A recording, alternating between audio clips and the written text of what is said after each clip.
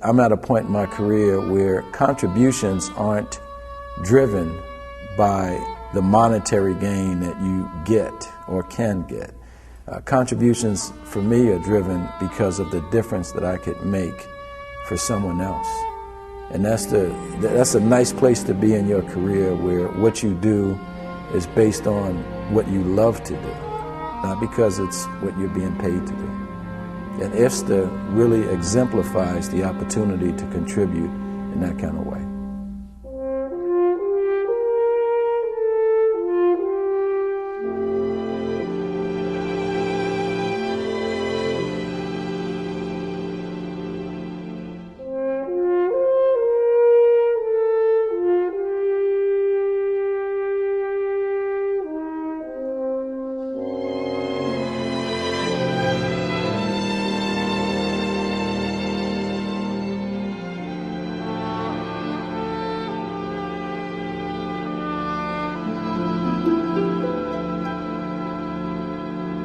It doesn't matter whether it's Chicago or Baton Rouge, Louisiana, or Los Angeles or Dallas, Texas.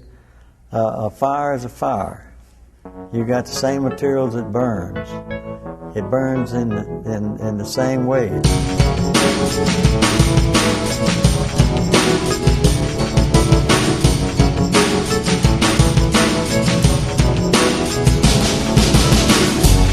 Fire is a natural destructive phenomenon. Fire has no personality. Fire is a destructive process, and mankind has been dealing with this natural destructive process or phenomenon for thousands of years. We're not all on the same page yet.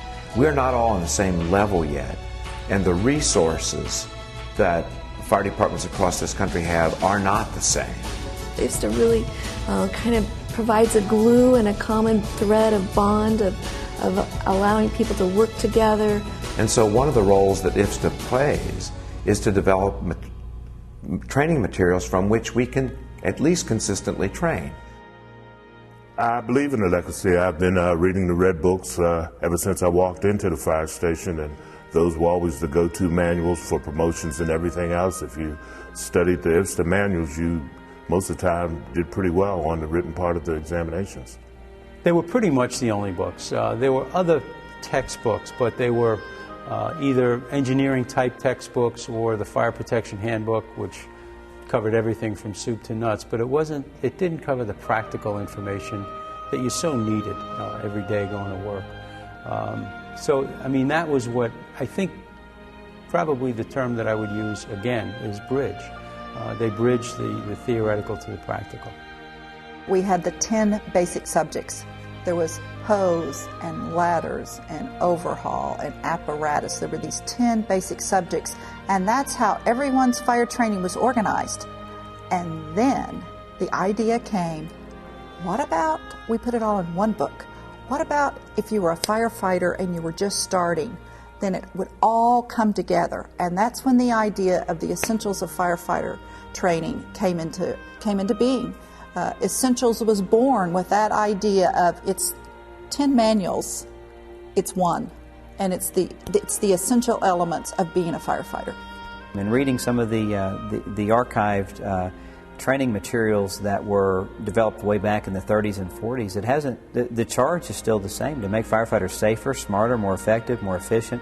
The terminology changes, the practice changes. Technology has helped us a lot, but the intent of the manuals is the same: to rise it to a profession. What hasn't changed? The people and the dedication to what they do has not changed.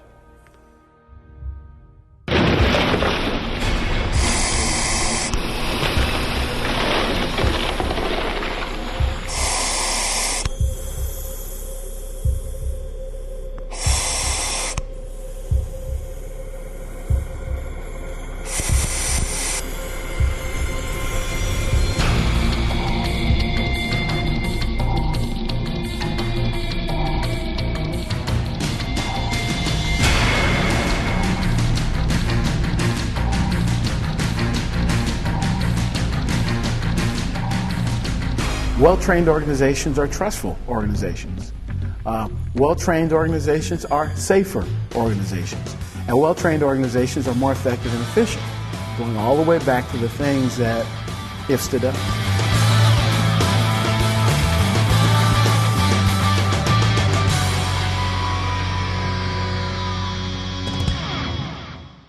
I don't suppose they were thinking about business models or how the organisations would be run or managed.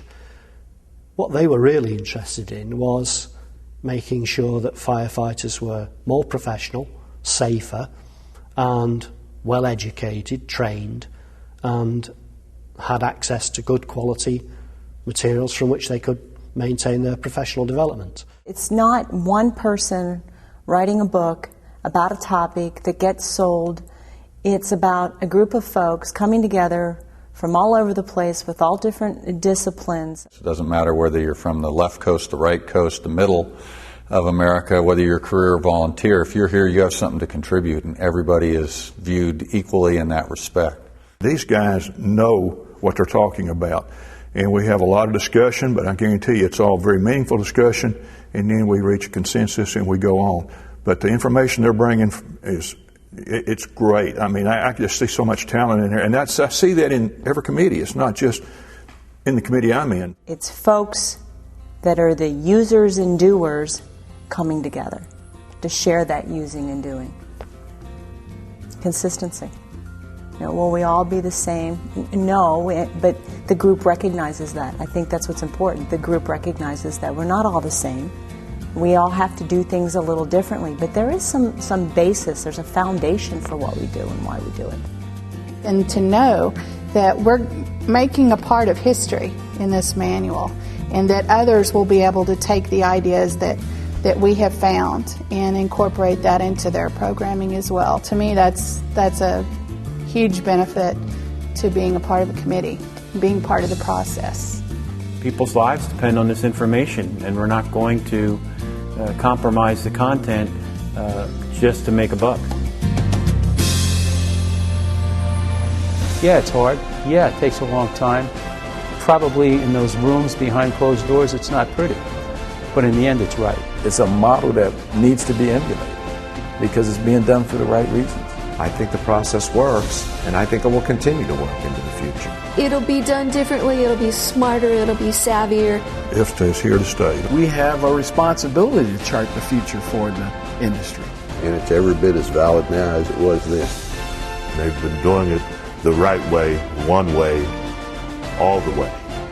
Here were the giants in the business, and they all came together for a common purpose. It's a legacy to be proud of.